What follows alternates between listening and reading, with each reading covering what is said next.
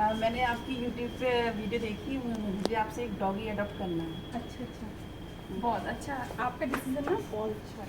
आइए मैं दिखाती हूँ अपने बच्चों को। आपको बहुत अच्छा लगेगा, सारे बहुत फ्रेंडली हैं। आप घर पे ले जाएंगी ना? ये रहे। अरे ना अभी छी छी छी, ये डॉग इसको मैं लेके जाऊंगी घर पे। छी कितने गंदे हैं, छी छी छी। ये एक सत्य घटना है जो मेरे संग घटित हुई थी। मैं आप सब तक ये मैसेज पहुंचाना चाहती हूँ कि जो लोग ये कहते हैं कि हम एक कुत्ता अडॉप्ट करना चाहते हैं और वो एक ब्रीड डॉग की उम्मीद रखते हैं अपने शौक़ पूरे करने के लिए, तो मेरे हिसाब से वो एनिमल लवर नहीं है। आप किसी की मदद नहीं कर रहे हैं, इवन आप ब्रीड डॉग के लिए मुसीबतें खड़ी कर रहे हैं। अगर आप अपने शौक पूरे करने आई थी तो ये बहुत गलत जगह है आपके लिए। आप अपने शौक कहीं और पूरे कर सकती हैं।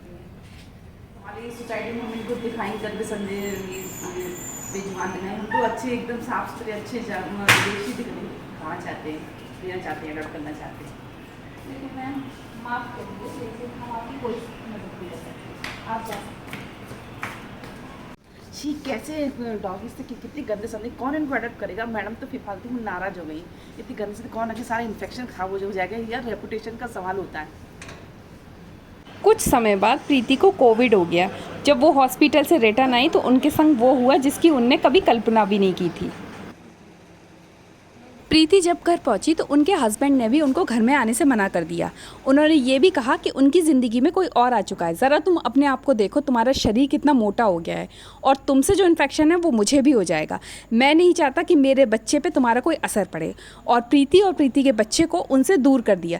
प्रीति मायूस आंखों से उन्हें देखते हुए घर छोड़ते हुए जा रही थी, लेकिन उसकी आंखों में आंसू थे और वो ये सोच रही थी उसे किस गुनाह की सज़ा मिल रही है, लेकिन वो समझ नहीं पा रही थी ऐसा क्यों हुआ। फिर अगले दिन तुम्हें तो कोविड हो गया था ना, तो बैठो बैठो, थोड़ा डिस्टेंस मेंटेन करके रखते हैं ना। कोविड में बुरा मत मानना।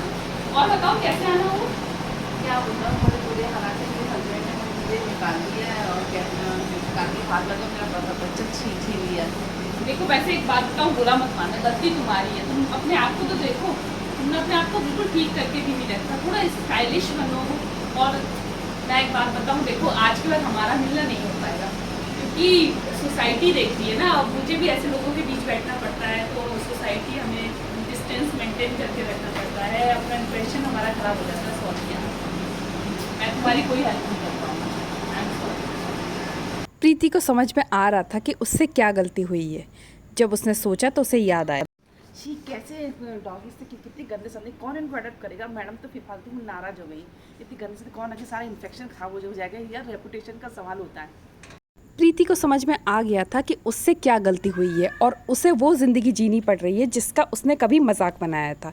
वो मनी मन में गिल्ट के संग जा रही थी। प्रीति को अपनी गलती का एहसास हो गया था और वो भी जीवों की सेवा करने लगी। उसको एहसास हो गया था कि सच्ची सेवा में परमात्मा का वास होता है।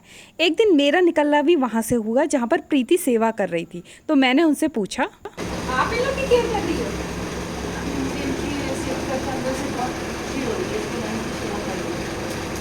लेकिन आपको तो बहुत अच्छे ब्रीड वाले डॉग चाहिए थे, लेकिन आप इन लोगों की सेवा कैसे कर रही हो? प्रीति ने अपने संग हुए अन्याय के बारे में बताया और उन्हें ये भी कहा कि मुझे अपने कर्मों की सज़ा मिल गई है। मुझे समझ में आ गया कि प्रीति के संग क्या हुआ था।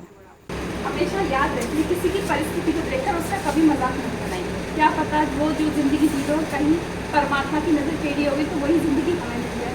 इसकी सबकी इज्जत करो और जिसका कोई नहीं है उसको बोलो, ना कि अपने शौक पूरा करने के लिए बोलो। अगर वीडियो अच्छी लगी हो तो उसे ज़्यादा से ज़्यादा शेयर करें और लाइक और सब्सक्राइब करें। और चैनल पे लिए हुए हैं तो सब्सक्राइब करें। Thank you so much. Video को देखने के लिए धन्यवाद।